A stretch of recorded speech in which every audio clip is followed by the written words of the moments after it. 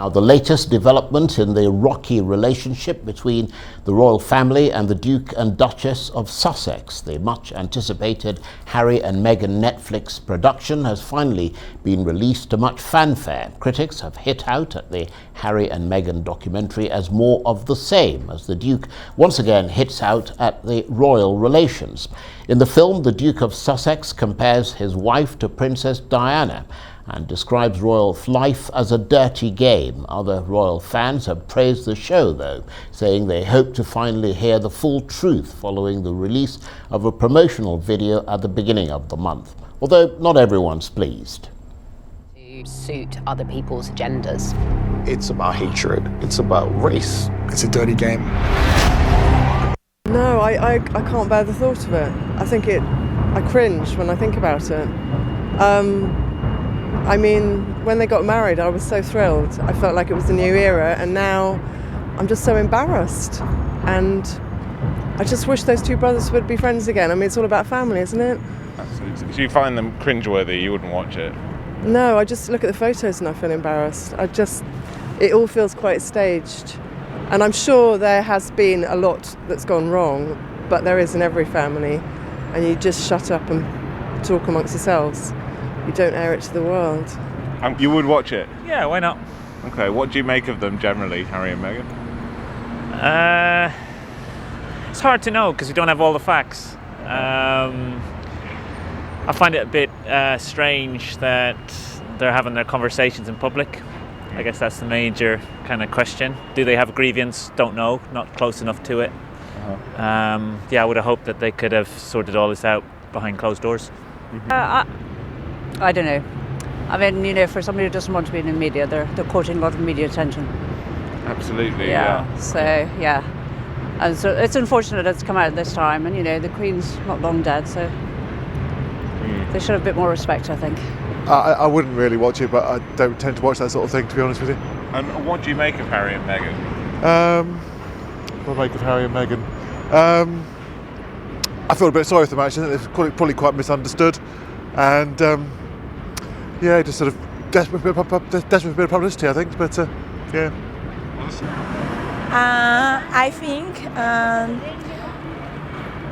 I think maybe they will reveal many things and it can be shocking, but I guess the royal family is going to handle it as they always do.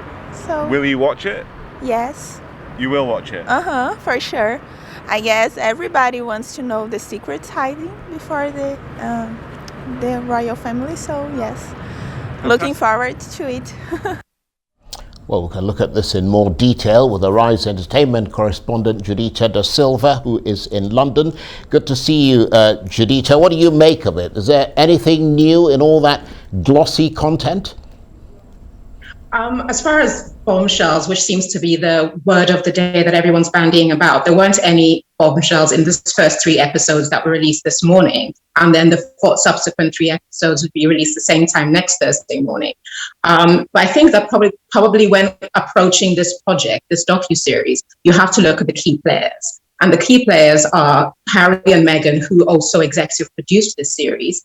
And when the series opens, they put out a disclaimer which says that all the content was filmed before August 2022, so before the late Queen Elizabeth II passed away, and that royals were approached for comment on the content and they refused. And that has been refuted by sources close to the palace. But when you do watch it, you have to understand that a lot of the facts in this aren't fact-checked, and it is a engineered project to launder the image that people have given or put upon Harry and Meghan, and that's the agenda behind it. And the other key player is Netflix. At the end of the day, this is show business. It has not been confirmed, but reports say it's between $80 to $100 million they paid for this. And Netflix is a business that's hurting and hemorrhaging subscribers. Harry and Meghan are box office gold. So from the salacious trailers and teasing all these things that would happen with trigger words like dirty game and so on, this is entertainment. So it's not exactly the kind of documentary you'll get with Ken Burns that's driven by just facts and true journalism. This is something made by Netflix to make money, drive subscription, and drive attention. And it does so beautifully well. It is well shot, it is excellently produced, and it follows the classic story arc of introduction, development, denouement, and we expect we will hit crisis and conclusion in the next 3 episodes. Well, I'm glad you made that point. That's something to keep in mind. But I wonder, Judita, if there's a main sort of overriding theme running through these first 3 episodes. I mean, some have suggested that there's a lot about press intrusion there and the couple's loathing of the media. One thing you cannot deny is that Harry and Meghan take direct aim at the press. And in the UK, there's a clear distinction between tabloid press and the legitimate, journalistic press. They're very different. The tabloid press are the most vicious, and they're notoriously so. And the overriding leitmotif of these first 3 episodes, and I expect the entire series, is them taking the agency to combat this force that they felt was operated to their detriment as members of the royal family, as a dating couple, and as a married couple. And the undertone that went through all of it, which was race. And the key was one point that a lot of people are talking about, which Harry brought up in one of the early episodes, is when he turned to senior royals, and everybody expects this is probably Prince William, even though he's not named, and said that he needed more protection for Meghan. It was said that all our wives had to go through the same thing. Why should she get special treatment? And then Harry said, it is different because there's the element of race involved. And so we know that what you're dealing with Harry, because the first episode focuses on his childhood and his relationship, his very tenuous relationship with the press. Diana is a constant presence through all of it. The second episode deals with Meghan. She's biracial. We see her mother speak for the first time. But we're beginning to understand the perspective from within the fishbowl. And now those people in the fishbowl are letting you know what it was truly like. And oddly, some have said they are very open. You get a lot of intimate photographs of them dating, of their children, of their pregnancy.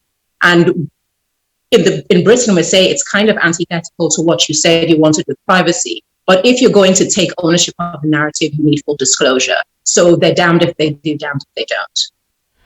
And briefly, Judita, I mean, I guess the question is, what will the royal family do? Are they likely to respond, which they did after that first Oprah Winfrey interview? I mean, no one knows, but I strongly doubt that they will respond, because what you find is that the royal family is constantly on the defensive if they do.